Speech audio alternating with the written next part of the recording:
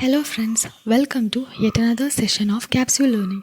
In this session, we are going to discuss about Election Commission. You should first know what kind of body it is.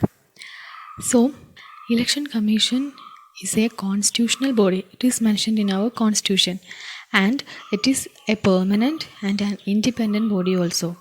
So, Election Commission is a permanent and an independent body. It is mentioned in Part 15 and Article from 324 to 329. Article 324 to 329 and in Part 15 of the Constitution.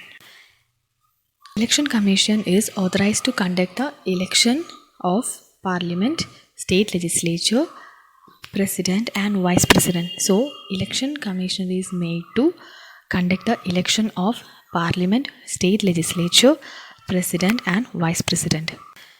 Next, we will talk about composition of the Election Commission.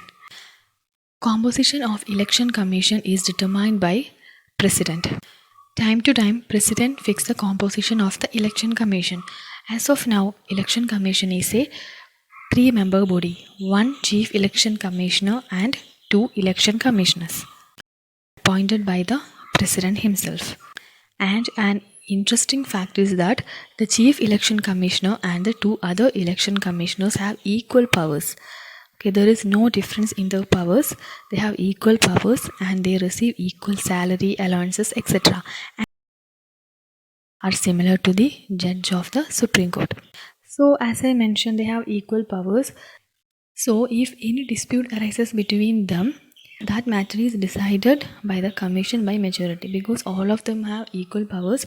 So, if any of matter which are in a dispute will be decided by the commission by majority.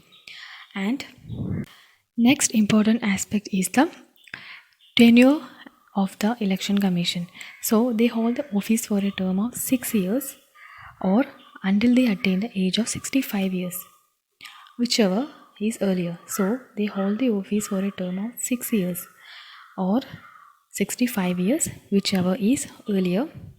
And in between, they can resign at any time or they can also be removed also. Okay, in between, they can resign at any time and they can be removed also. And while talking about removal, there are some conditions for removal. The Chief Election Commissioner is provided with the security of tenure, means he cannot be removed from his office except in same manner and on the same grounds as a judge of the Supreme Court. So, removal procedure for the judge of the Supreme Court and the Chief Election Commissioner is same. He is provided with the security of tenure. And other election commissioner or regional commissioner cannot be removed from office except on the recommendation of the Chief Election Commissioner. Means Chief Election Commissioner can determine on the removal of the other election commissioners and other regional election commissioners. There are some provision in our constitution provided to safeguard and ensure the independence and impartiality of the Election Commission. So, next we'll talk about that. First one, the Constitution has not prescribed the qualification. Okay, so the qualification of a Chief Election Commissioner or other election commissioner are not specified in the Constitution. And second one, Constitution has not specified the term of members of the Election Commission.